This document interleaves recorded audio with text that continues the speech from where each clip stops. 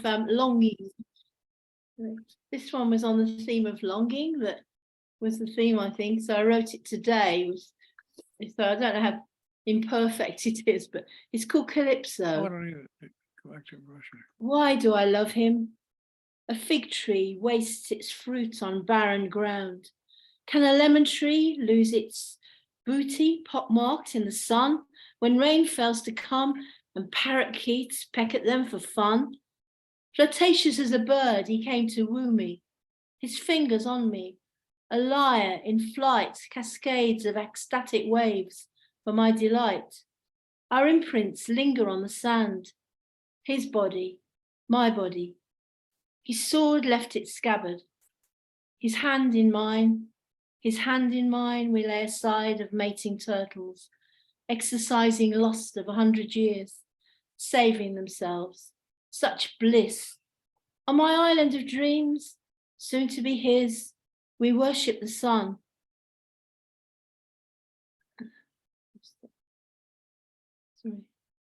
Drink wine from the best ever harvest, share the sweetest kiss. And yet a nightmare descends upon me, a storm cloud's mass in my head. His wife Penelope invades us, stark memories held in his soul's abyss. He counts the waves, crashing on the shores, she his stone idol, set on a pedestal for all time, no yielding flesh, no rose garden. He bides his time, it will soon rid that whore of her lovers. What will happen to me? His nymph of the sea, a captive on my own, banished here for helping my father to rid himself, to rid the land of Titans, intimidated by Zeus for my crime, that god of 1,000 lovers. When he first came here, he called me his dove, will-o'-the-wisp, bride of the sea.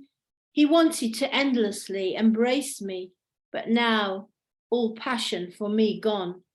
He no longer wishes to explore me. His wife is pure and grieves only for him, an endless symphony of pain. My visions tell me otherwise. I know the truth is painful, but there's another in his bed, giving it head. I set him free like a dove from my hand, understanding his needs.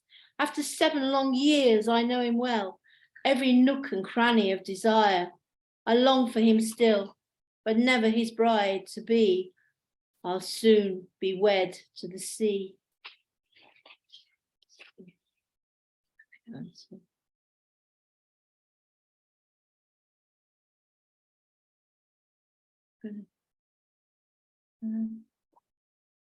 The next one is about my dog, our dog, Gussie dog.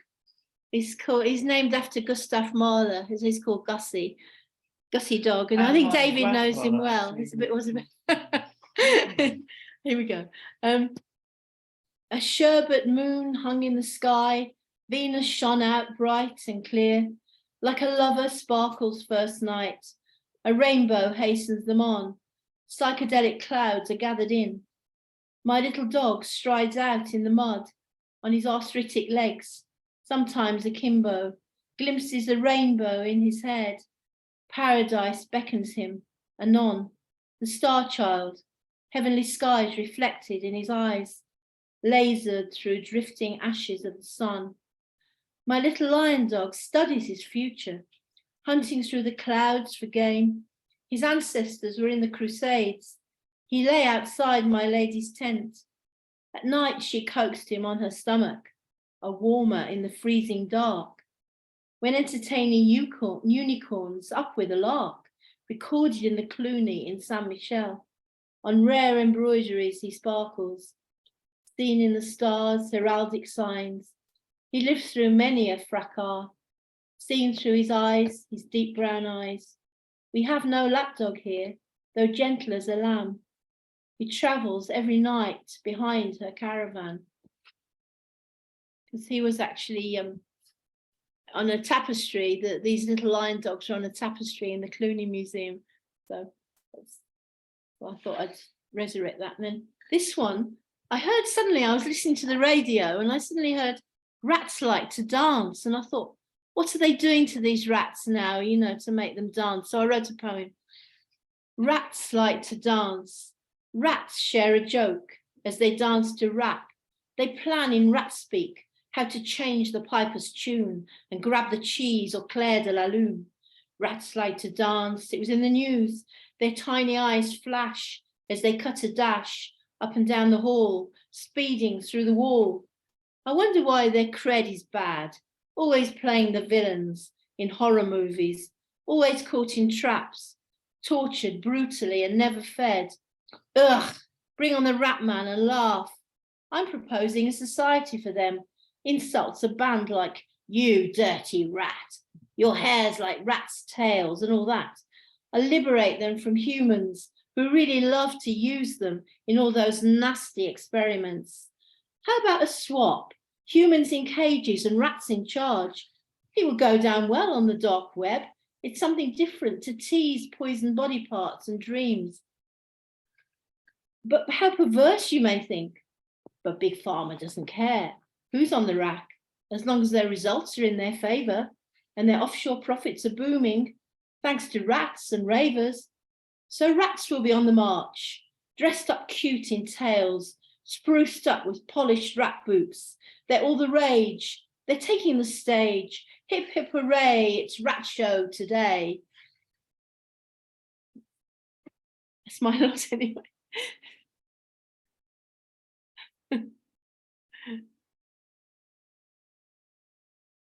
Okay. Thank you.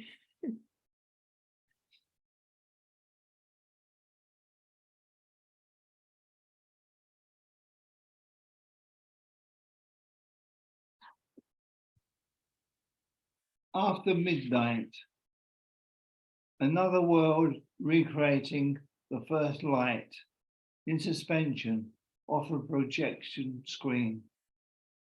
A quintillion from Earthlight shoreline. It's time to go back to Alpha Centauri.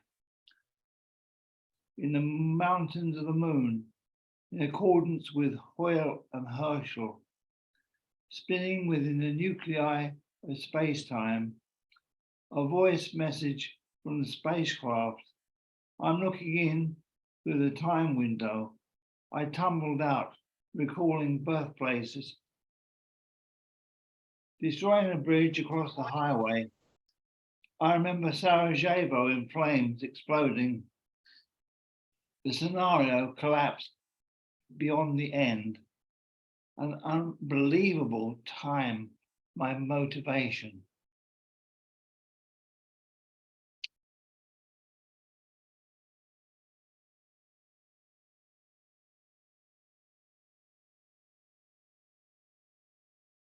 Traveling from Ziggurat to Indus Valley. Intergalactic travelers from beyond Earthlight.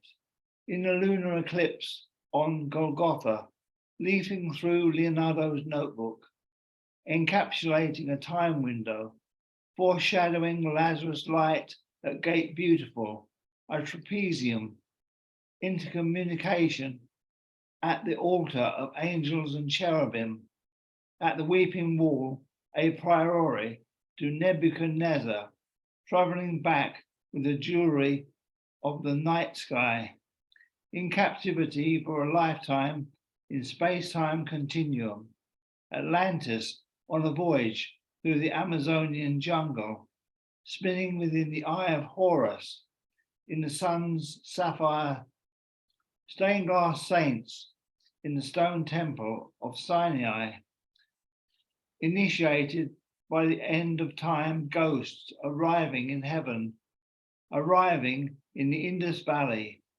call Oceanus for tsunami. Thanks very much. The Rats were dancing to the Stranglers' first album, Rattus Norvaceus. Was that right?